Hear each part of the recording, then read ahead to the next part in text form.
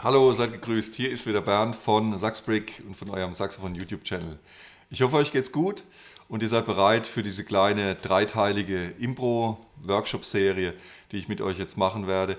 Das ist das erste Video, was wir machen, und heute geht es um Motive spielen und wie man das einsetzen kann für ein interessantes Solo. Genau, ich hatte ja im Video davor, hatte ich euch gebeten, eine kleine Umfrage mitzumachen. Und der Hintergrund war der, ich werde diesen Impro 1, diesen Impro Basic Kurs, den werde ich neu auflegen. Also den gibt es in einer neuen Form. Das ist zwar noch derselbe Kurs, aber ich werde so ein paar Module zusätzlich noch dazu machen und werde auch ein paar Lektionen austauschen und versuche den eben noch besser zu machen. Und da hatte ich euch gefragt, was interessiert euch da besonders? Welches Thema wollt ihr da verstärkt lernen? Dann gab es 3 Themen zur Auswahl. Das erste war motivisches Spielen, das zweite war Akkorde spielen oder Akkordtöne spielen und damit eben solieren. Das dritte war Pentatonik und pentatonische Patterns und Licks eben fürs Solo einsetzen. Und es haben sehr viele mitgemacht. Erstmal danke dafür. Ich glaube, ich habe über 600 Antworten, da abgeschickte Antworten. Und so wie es aussieht, also mehr als die Hälfte will sich gern intensiver mit Motiven beschäftigen. Genau, und das machen wir jetzt auch in diesem dreiteiligen Workshop. Ich gebe euch mal so ein kleines Beispiel, wie ich da arbeite mit Motiven. Das ist natürlich super basic, ganz einfach. Ne? Ich erkläre das alles, wo das herkommt. Und wenn ihr Lust habt, könnt ihr da mitmachen. Es gibt immer hier unten gibt's die Noten zum Runterladen und auch ein Playback. Ich hatte euch im letzten Video schon gezeigt, ich habe so ein kleines Übungsstück für euch gebaut.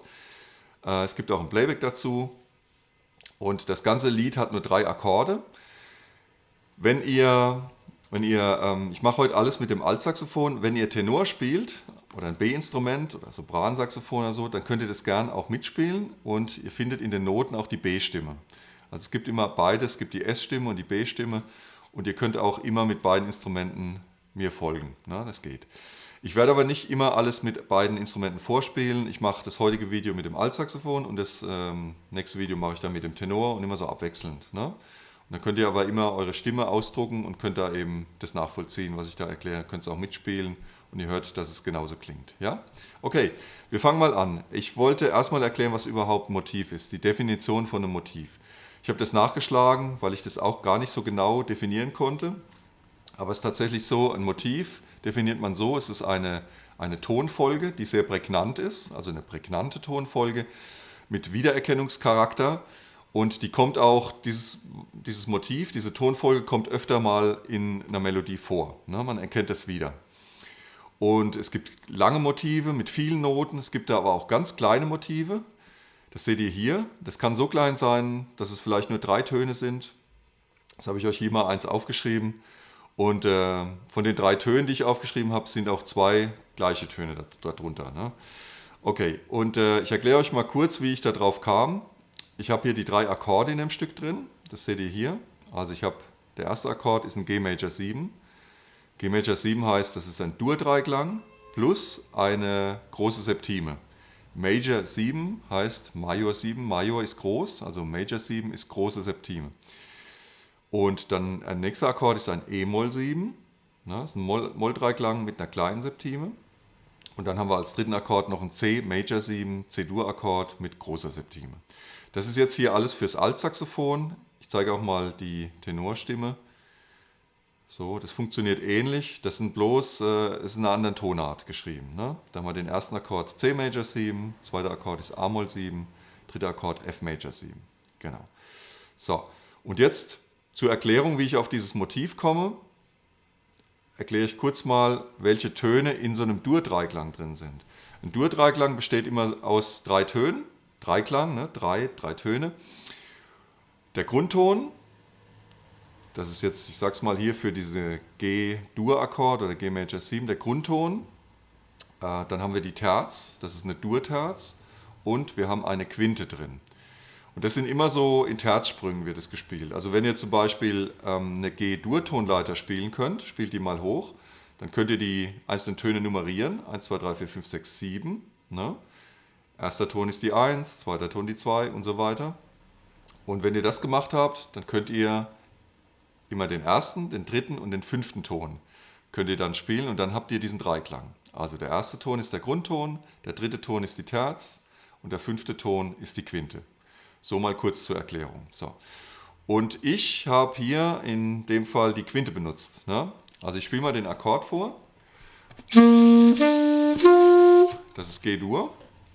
Und der 5. Ton hier, oder der 3. Ton im Akkord, das ist die Quinte. Und mein Motiv geht ganz einfach. Ich spiele die Quinte, gehe einen Ton höher und gehe wieder zurück zur Quinte. Das ist mein Motiv. Super easy, ne? Das Ganze kann ich natürlich auch auf dem nächsten Akkord machen. E-Moll, E-Moll 7, aber wir beschäftigen uns jetzt nur mit dem Dreiklang, ne? E-Moll.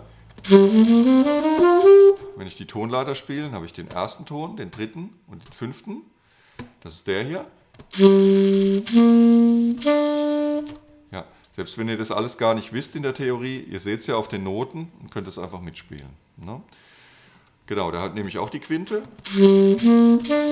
Das ist die Quinte hier, H. Quinte, Ton höher, zurück zur Quinte. Und das gleiche mache ich noch mit dem letzten Akkord, mit C-Dur. Quinte. Zack. Und schon habe ich das Motiv von der Quinte aus auf jedem Akkord gespielt. Jetzt könnte man sagen, okay, das langt mir schon, damit improvisiere ich ein bisschen. Wenn der nächste Akkord kommt, mache ich das gleiche mit diesem Motiv. Wenn der Akkord kommt, mache ich das gleiche mit diesem Motiv. Dann sagen wahrscheinlich die Ersten, naja, aber das ist doch ziemlich langweilig. Ne? Das ist ja... So nach 3 Takten denkt man, naja gut, das ist ja nicht spektakulär. Das klingt ja wie ein Kinderlied. Ne? Okay, dann machen wir es ein bisschen interessanter. Dann machen wir kleine Variationen aus dem Motiv. Und zwar machen wir die nicht melodisch, sondern rhythmisch. Man kann das natürlich melodisch auch machen. Ne? Ich könnte jetzt zum Beispiel hier, könnte ich oben einen anderen Ton nehmen. Oder nach unten gehen. Das ist so ähnlich, ist natürlich ein anderes Motiv, aber es ist so ähnlich. Ne? Ich fange auf einem Ton an, springe auf einen anderen Ton, gehe zurück zu diesem Ton. Das ist ja die Idee. Jetzt machen wir das aber nicht, sondern wir machen die Rhythmik anders. Und ich habe jetzt mal hier, damit ich es gut erklären kann, damit ihr mitkommt, habe ich die Takte durchnummeriert. Im 2. Takt, die Taktzahlen stehen immer vor dem jeweiligen Takt. Ne? Die 2 ist das eigentliche Motiv. Der 3. Takt ist schon die erste Variation in der Rhythmik. Da ist der erste Ton ein bisschen länger. Dann haben wir im 4. Takt die ersten 2 Töne schneller. Ein 5. ist so. Ein 6. ist der erste Ton länger, der mittlere, die 6. da. Der Ton, der hochgeht, der ist länger. Im 7. Takt haben wir, ja, das ist so wie im 4. mit diesen Achteln, aber dann diese 2 Achtel wiederholt. Ja, das ist wie Klingglöckchen, Klingelingeling, klingt das so ein bisschen. Dann haben wir im 8. ein bisschen ein Offbeat drin. Und im 9. Takt, da haben wir ja auch wieder ein Offbeat, aber ein bisschen funky. Ja, naja, man kann da wahrscheinlich super viele andere noch machen. Das ist jetzt das, was mir schnell eingefallen ist. Ne? Das habe ich was ganz gut, wo ich dachte, das klingt ganz gut, habe ich aufgeschrieben. Jetzt habt ihr das Gleiche oder könnt das Gleiche auf dem nächsten Akkord machen und auf dem 3. Akkord auch noch. Das habe ich aber natürlich nicht hier hingeschrieben. Das wäre dann die Hausaufgabe für euch. Ne? Könnt ihr euch ja mal dran setzen und einfach die Rhythmik von hier oben übertragen mit diesen anderen Tönen. Könnt ihr machen. Ne? Einfach zum Lernen. Oder ihr macht es aus dem Kopf. Das ist noch besser. Ne? Ihr nehmt zum Beispiel hier oben die Rhythmik im 3. Takt und dann übertragt ihr das einfach mal auf den 2. Akkord, auf E-Moll 7. Hier 12. Takt, macht ihr mal diese Rhythmik einfach aus dem Kopf. Das wäre dann das hier. Zum Beispiel. Ne? Und so kann man da vorgehen. So, das war erstmal das eine Motiv. Ich habe die Variation euch erklärt. Und jetzt werde ich euch das mal demonstrieren. Ihr könnt mal zuhören und euch mal so ein bisschen, ja, versuchen mal mitzuhören, was ich da mache. Und ich werde euch jetzt mal zeigen, dass das gar nicht so schlecht klingt, tatsächlich. Ne? Ich habe das Playback dabei, genau, das machen wir mal. Ich zeige euch mal noch die Form, die Liedform. Das ist ja auch wichtig. Hier ist das Lied. So, ich habe hier die Altsaxophonstimme. Hallo Julia. Genau. Das ist so, das Ding hat eigentlich eine 8-Takte-Form. Die ersten 8 Takte, die hier stehen, das ist eigentlich die Form. Es geht los mit dem ersten Akkord, G Major 7, dann E-Moll 7, dann wiederholt sich das nochmal, G-Moll 7, G Major 7, E-Moll 7. Und dann haben wir noch den dritten Akkord, E Major 7, 2 Takte lang. Und am Schluss wieder den ersten Akkord, G Major 7. Na, so ist die Form. Und der einzige Grund, warum ich das hier so zweimal hingeschrieben habe, ist, weil in dem Playback die ersten 8 Takte spielt eine Gitarre so ein paar Fills rein, also so eine Art Intro. Und die nächsten 8 Takte ist dann ohne Gitarre. Ne, da könnt ihr dann loslegen. Aber ihr könnt auch direkt am Anfang schon improvisieren, könnt da mitspielen, das ist gar nicht schlimm. Ne, ihr müsst da nicht 8 Takte warten. Ich habe das nur gemacht, weil ich das ganz cool fand mit der Gitarre da und dann dachte ich, ja, das klingt gut. Deshalb habe ich das aufgeschrieben. Genau, und hier ist immer die Wiederholung. Ne? Das sind eigentlich immer diese 8 Takte wiederholt. Ich weiß nicht genau wie oft, aber es ist auf jeden Fall so oft, dass man da gut mit üben kann. Es dauert eine Weile, bis man da durch ist. Und dann könnt ihr auf jeden Fall immer in Schleife Motive üben. Ja? Okay, ich werde es mal demonstrieren. Ich spiele mal ein paar Motive. Ich werde mich mal erstmal beschränken auf das ganz einfache Motiv. Und dann später versuche ich mal ein bisschen rhythmisch zu variieren. Ich gehe ein bisschen raus, ich mache ein bisschen mehr. Und ihr könnt ja mal darauf achten, was ich da mache. Und ja, ob ihr das mitbekommt. Gut. So. Okay, jetzt geht's gleich los.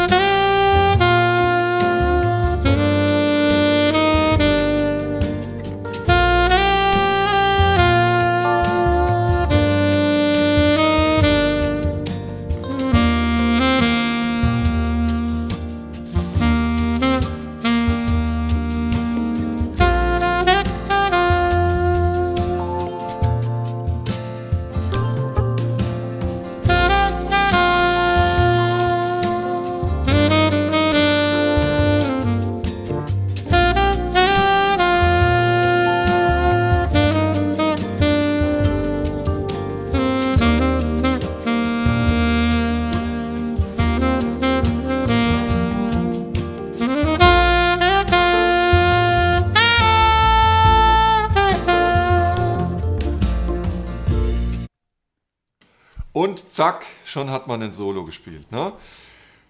Ich habe natürlich variiert und ich habe natürlich Sachen probiert und so. Und ich weiß natürlich auch vorher schon, wie das klingt, ob das gut klingt. Aber trotzdem habe ich mich an das Motiv gehalten. Ich habe nicht viele Melodiebewegungen gemacht. Ich habe eigentlich versucht, nur mit der Rhythmik zu variieren. Es ist am besten, wenn ihr euch alles runterladet, PDF runterladet und das Playback runterladet und dann einfach ausprobiert. Ne? Probiert das aus, macht euch das irgendwie aufs Handy drauf, das Playback mit Kopfhörern und dann einfach mal probieren. Ja? Guckt mal, wie weit ihr damit kommt. Und natürlich, wenn euch das zu langweilig ist, dann macht noch mehr. Dann spielt noch ein bisschen mit der Melodie, nicht mit der Melodie, mit der Tonleiter. Und ihr könnt auch die einzelnen Motive mit der Tonleiter verbinden zum Beispiel. Ne? Das habe ich auch mal gemacht. Wenn ich hier das erste Motiv auf G spiele,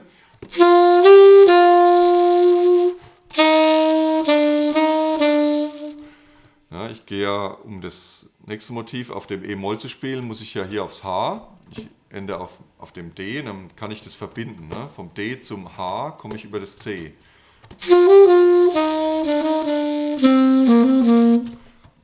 Ja, ich verbinde die einfach mit einem Ton.